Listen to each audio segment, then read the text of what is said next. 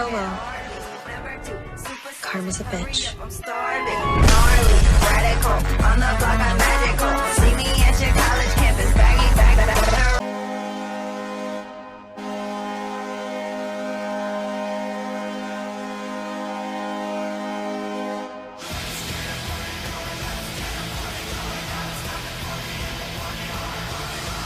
I think we can all agree that Tom Wilson is a piece of shit, right? The hit he had on Jankowski tonight was about 20 minutes late, and, he scored the game winner tonight, which makes it even worse.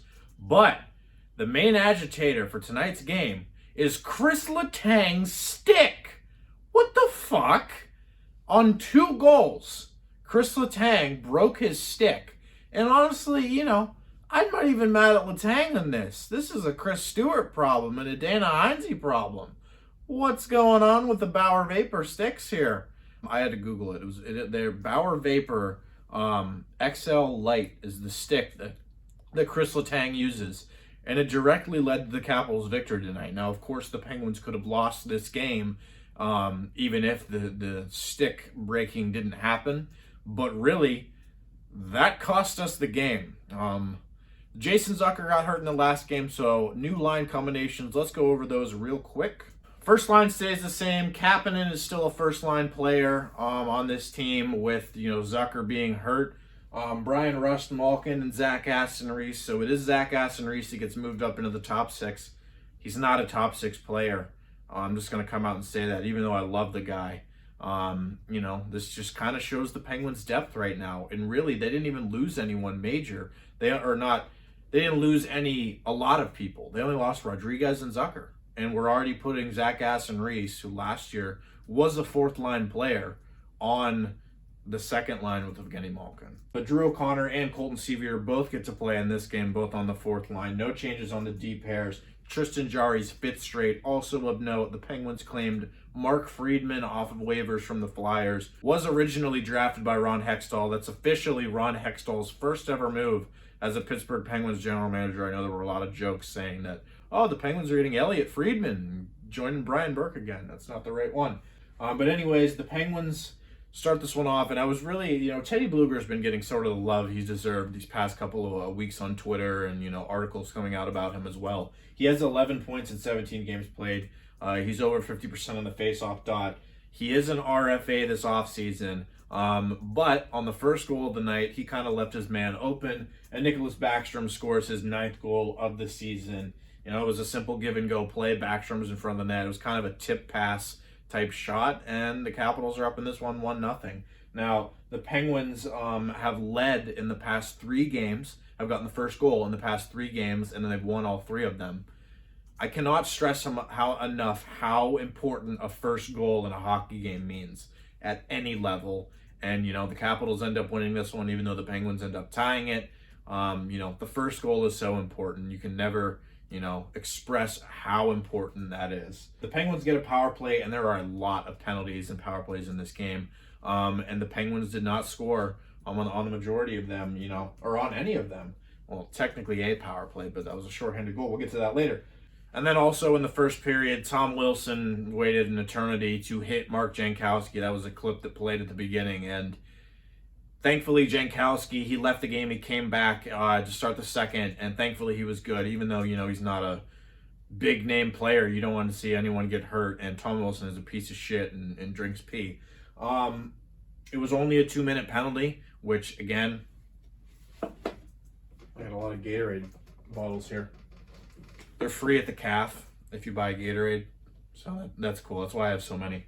That's today's bad call, Brick, because Tom Wilson's a piece of shit. Should have been a 5-inning game, in my opinion. Even though the hit itself wasn't dirty in terms of contact, it was a shoulder-on-shoulder hit, but it was like 20 minutes after Jankowski passed the puck. That's like me hitting Tom Wilson right now after the game's over. It's crazy. He's a goon. Cody Ceci, he's my second star of the game just based off of this hit. He rails Tom Wilson first shift of the second period that he gets, and Wilson was angry. It was starting to get chippy, and that was what led to the majority of the power plays and that happened in this game. Blueger and Tanev get a great shorthanded chance. Vanacek gets a good stick save on it. just north on that Tanev chance there. Both goalies were very good tonight. I know the score doesn't look like it, but Tristan Jarry was only in for 3 goals. There was 2 empty net goals scored in this one. And this game was really becoming a special teams battle because a lot of penalties were being called. And this was, the intensity of the Penguins-Capitals rivalry heating up. And it wasn't even focused on Crosby and Ovechkin. Both of those players, honestly, were mostly silent tonight. Ovechkin has been in a slump for the Capitals. And Crosby has, been Crosby. He hasn't been in a slump by any means. He's been producing at a consistent rate like he always does. Now the Penguins get a power play in the late stages of the second period. They're unable to capitalize on it. And, heading into the thirds, the Penguins didn't play bad. I don't think the team played bad through 2 periods, but they scored 0 goals, and that's what it comes down to. You get all those power play chances, you got to capitalize off of them, and it's as simple as that. And right after TJ Oshie scores, I forgot to put the number of goals he's had. TJ Oshie's 5th of the year. It was a pretty slick goal, and honestly, there wasn't much you can do about it defensively there if you're Jarry. And then Guentzel-Letang takes a penalty right after it. This is in the game where I'm like, all right, Penguins lost this one. They played decent through 2 periods, but they couldn't score. Wrap it up, do the PFR tonight. But Brandon Tanev scores a shorthanded goal. It's just, on paper, this is starting to look like what the Penguins were like in the first half of the season. With those come-from-behind victories, winning it in overtime in the shootout. Thankfully, that honestly didn't happen tonight because you can't get away with that, and the Penguins didn't tonight. They just straight up lost in regulation because Tanev and Guentzel score back-to-back, and they tie the game up. Tanev's goal, both goals were a beauty. Vanacek, his 5-hole was open on both of them, so tidbit to players there. Shoot 5-hole on Vanacek. Tanev's 5th, him and Blueger working magic shorthanded, and then Guentzel, took a hit to make the play there with Brendan Dillon, and then he slid it in from behind the net, and it was his 7th of the year. So, we're tied up at 2, and again, on paper, it looks like, how we played in the beginning of the season, and it honestly kind of is. Not playing too well on the power play, not scoring until the 3rd period, tying it up, and then winning in the shootout or overtime. Didn't happen in this one. Tom Wilson, yep, he's back again. He scores off of a tip-in shot on the power play for the Capitals, gets his 7th of the year, and, very unfortunate. The Penguins coming back to tie it. Drew O'Connor took a stick penalty. It was a simple stick infraction. They were calling everything tonight. And, the Penguins were down in this one. Letang's stick broke on this. He was one of the penalty killers, Letang was. He took a shot. I forget who it was that took a shot. It was like a Carlson slap shot. And his stick broke off of it. Okay, sticks can break when they get hit by 90-mile-per-hour slap shots, right? Next play. Penguins pull the goalie. They pull Jarry. All right, trying to get this thing tied up. It's 3-2. Letang takes a pass, just a pass, a hockey pass, and his stick breaks receiving that pass. Carl Hagelin, one of the fastest players in the league, steals the puck from him because he doesn't have a utensil to carry the puck with, and goes in and scores an empty net goal. And after that, the Penguins pull the goalie again, and they score again. Who even scored the last goal? Eller's 3rd. 5-2 Capitals. My question for you tonight is, what kind of sticks are the best if you've ever played hockey before? I always use Easton's. So yeah, tell me what kind of sticks are best in your opinion and why they're not Bauer Vapors, XL Lights or something, whatever the hell Letang uses. When it comes down to it, that's what cost us the game. The Penguins probably should have scored a goal in the first 2 periods. And I know it's very easy to point out that we lost this game because of Letang's stick, but damn it, I would like to, have that stick not break.